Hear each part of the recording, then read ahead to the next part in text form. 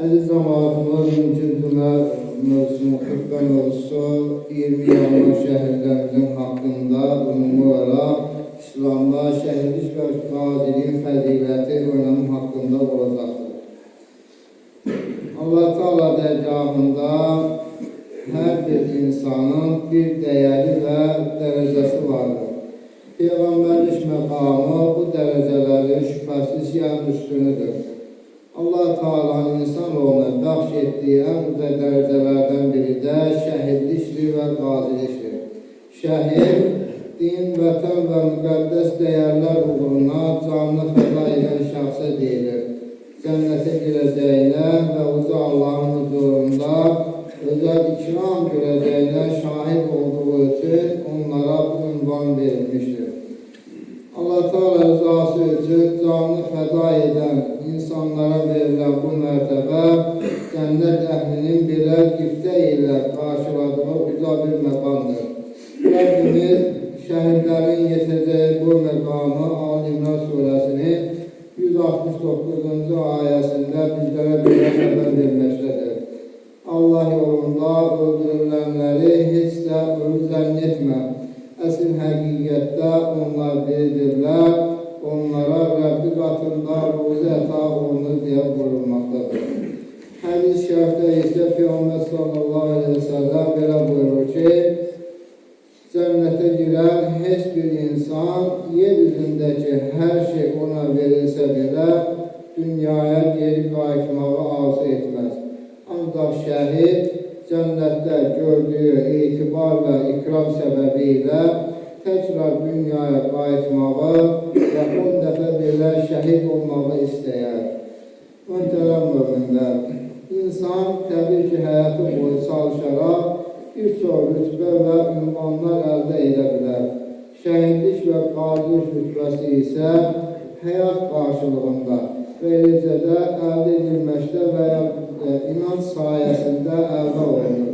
Bu baxımdan rütbələrdən üstünü heç şübhə yoxdur ki, şəhidlik və qazilikdir.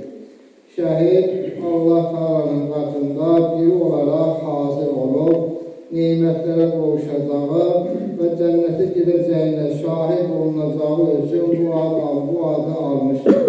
Qazi isə Allah yolunda və vətən uğrunda vuruşduğu halda, şəhid olmağı arzu etdiyi halda sağ qalan kimsədir.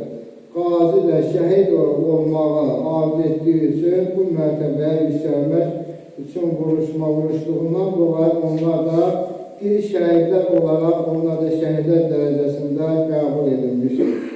Bu mövzuda Peyğəmbər sallallahu belə buyurmuşdur ki, bir kimsə Allah yolunda şəhid olmağı arzu edərsə, yatağında ölsə belə Allah onu şəhidlər dərəcəsinə yüksəldər. Əziz cəmaat, alimləri bu mövzuda olan ayə və hədisləri dəlil götürərək şəhidləri 3 qismə ayırmışdırlar. Birinci dərəcəli şəhidlər həm dünya, həm də axirət hökmləri baxımından şəhid sayılanlardır.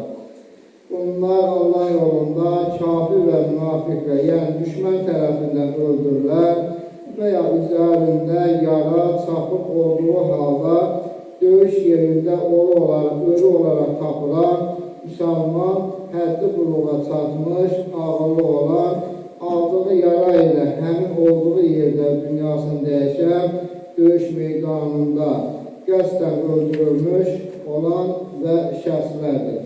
Ayrıca döyüşdən sonra ölmədən öncə yeyib içən, müalicə alan və vuruşduğu yerdə başqa bir yerə aparıldığı halda və ya üzərindən bir neçə namaz vaxtı keçəcək və qədər vaxt keçdikdən sonra və qədər yaşında bundan əlavədə eyni vəziyyətdə qətil, qisas hökmü vacib olmadığından dolayı bu şəxslər həm dünya, həm də axirət şəhidi sayılırlar. Və bu mənada Həzrət Əli Allah'ın razı olsun və Həzrət Ömər, yəni həm dünya axirət şəhidi hökmündən çıxmışlar. Çünki onlar şəhid edildiklərdən, yara aldıqlarından bir neçə gün sonra və yaxud öldükdə yerdən başqa bir apardıqları üçün onlar axirət şəhidi hökmündə Həzrəti Osman Allah'la razı o isə yəni yara aldığı yerdə, olduğu yerdə şəhid edildiyi üçün yurmadan dəfn edilmişdirlər. Şimdi qism şəhidlər isə dünya etibarilə şəhid sayılmayan, yəni yoyulub, kəfənlənmiş olaraq dəfn edilər. Ancaq yalnız ahirətdə şəhid müamiləsi görən şəxslərdir. Onlar hədis şəriflə bəyanına görə suda boğularaq ölənlər, ateşdə yanaraq ölənlər, bulaşıcı xəstəlikdən ölənlər, sıtma kimi qızdırma xəstəliklərindən ölənlər, doğum sırasında və ya hamilə ikən ölən qadınlar, baş qarın ağrısından ölənlər və ailəsinin nəfəqəsini halal yolla təmin edərkən iş qəzasında ölənlər də axirə şəhidliyi hökmündədirlər. Üçüncü qism şəhidlər isə qəblərində nifaq, yəni münafiqlik əlaməti olduğunu yalnız Allah Taala bildiyindən dolayı dünya etibarilə şəhid müamiləsi görən şəxslər, ancaq onlar ahirətdə bu məqama çatmazlar, yəni şəhidlik müamiləsi görməzlər. Müntəzəmət, insanların azad şəkildə yaşamaq üçün uğrunda mübarizə apardıqları torpaq parçasına şübhəsiz ki, vətən deyilir. Vətən, namusun qorunması, dinin yaşadılması, insanların özlərini müdafiə etməsi üçün əvəz edilmə bir vasitədir. Bizim də bir vətənimiz vardır. Ölkəmizin müstəqillik qazanması və insanların azad yaşaması üçün 20 yanvar faciəsi tarixə qanlı yanvar faciəsi olaraq yazılır.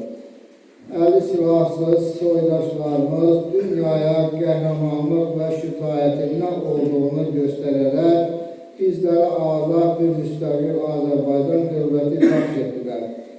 Aradan illər keçməsinə baxmayaraq Şəhidlər Xiyabanı bir qəhrəmanlıq səhnaməsi oldu. O gün 131 nəfər şəhid verdik. Onlardan 117'si Azərbaycanlı, 6'sı Rus, 3'ü Yahudi və 3'ü isə Tatar, 744 nəfər ağır xəsarət almış, 4 nəfər itkin və 400 nəfər qədər şəxsimizdə həbs edilmişdir.